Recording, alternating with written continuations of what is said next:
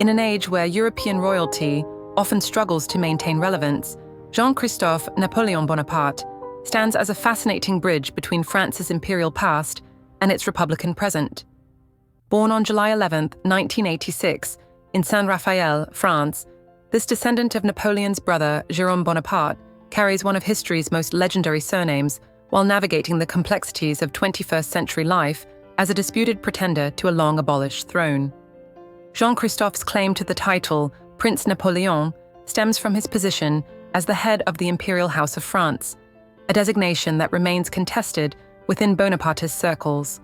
His full name and style, Jean-Christophe Napoléon, Prince Napoleon, reflects his family's continued adherence to the traditions and hierarchies of an empire that ceased to exist over 150 years ago.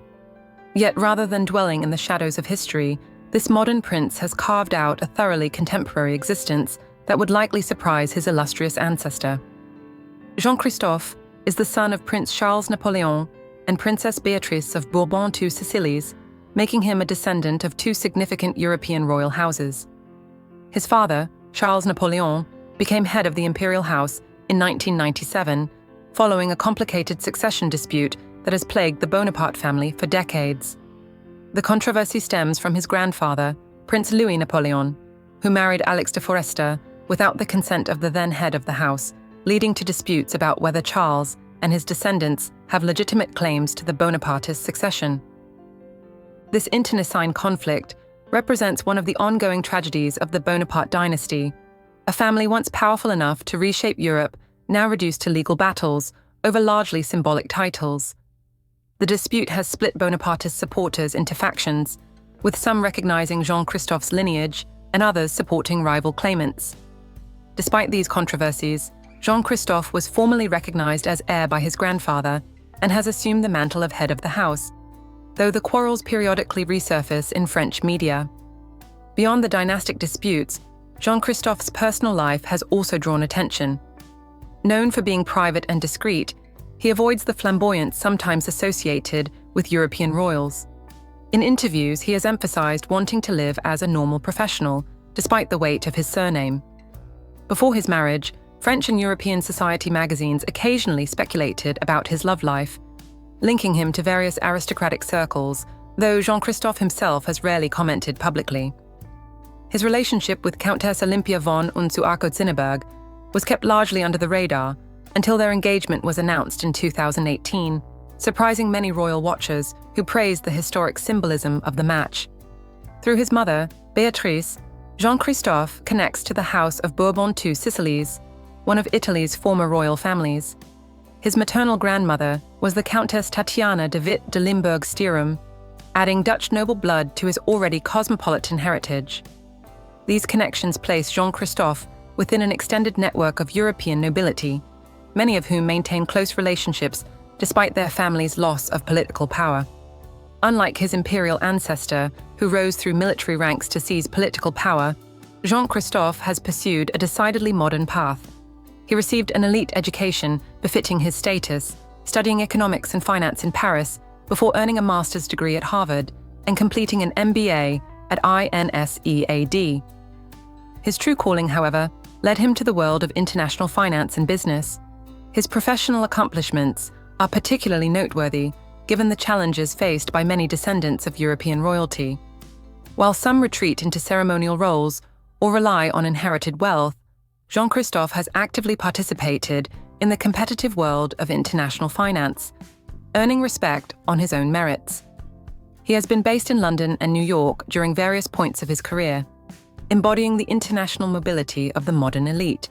Perhaps no event better illustrated Jean-Christophe's unique position than his wedding on October 19, 2019, to Countess Olympia von Arco-Zinneberg, an Austrian aristocrat and descendant of Napoleon's first wife, Joséphine de Beauharnais. The wedding was a spectacular affair held at the Cathédrale Saint-Louis des Invalides in Paris, where Napoleon himself is entombed. The ceremony drew hundreds of guests, including numerous European royals and aristocrats, making it one of the most talked-about aristocratic weddings in France in decades. The choice of venue was deeply symbolic, getting married literally above Napoleon's tomb, was a powerful statement about family legacy and historical continuity. The wedding received extensive media coverage in France and internationally, with many noting the irony of such imperial pageantry in the heart of Republican France. Former French President Nicolas Sarkozy attended, along with Grand Duke Henri of Luxembourg and other dignitaries, suggesting that even in a republic, France maintains a curious fascination with its imperial past. Olympia herself brings impressive credentials to the Union. A graduate of Yale University, she has worked in finance and speaks multiple languages.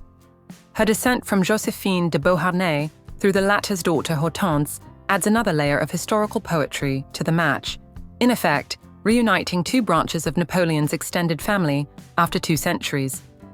The couple welcomed their first child, a son named Prince Louis Charles Reprand, Victor Jérôme Marie Napoleon, in December 2022, ensuring the continuation of the Bonaparte line and delighting Bonaparte's supporters.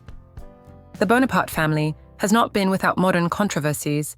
Jean-Christophe's father, Charles Napoleon, made headlines for his progressive political views, even standing for elections in France and publicly rejecting monarchist pretensions. His outspoken criticism of dynastic traditions created tension with Bonapartist loyalists, many of whom preferred Jean-Christophe's quieter, more traditional approach. This generational clash between father and son has often been noted as emblematic of the wider identity crisis facing Europe's former ruling families. Whether to embrace modern republican life fully or continue cultivating aristocratic heritage. Beyond his business career and family life, Jean-Christophe has taken seriously his role as custodian of the Bonaparte legacy. He has supported the Fondation Napoleon, an organization dedicated to preserving and promoting understanding of the Napoleonic era, and he regularly attends commemorative events related to Napoleon and French imperial history, maintaining a visible presence in Bonapartist circles. His approach to his heritage reflects a careful balance. He acknowledges the historical significance of his ancestry while avoiding overtly political claims that might seem absurd in contemporary France. The Bonaparte dynasty's relationship with modern France remains complicated. Napoleon is simultaneously celebrated as a military genius and nation builder, and criticized as an authoritarian warmonger. Jean-Christophe navigates these contradictions by focusing on cultural and historical preservation rather than political restoration. He has also demonstrated an awareness of contemporary sensibilities. Unlike some nostalgic royals who seem trapped in the past, Jean-Christophe presents himself as a modern European professional who happens to carry an extraordinary name. He uses social media sparingly but appropriately, sharing photos from commemorative events and family occasions without excessive pretension. This measured approach has helped him maintain dignity while avoiding the ridicule that sometimes befalls overly earnest pretenders to defunct thrones. Perhaps the most poignant aspect of Jean-Christophe's story is the inherent tragedy it represents, the weight of a legendary name in an age when such names have lost their power. The Bonaparte dynasty went from ruling much of Europe to existing as a historical curiosity within just a few generations. The Second Empire fell in 1870 after Napoleon III's defeat in the Franco-Prussian War, and subsequent attempts at restoration failed decisively. The family has experienced exile, dispersion, and the slow erosion of its wealth and influence.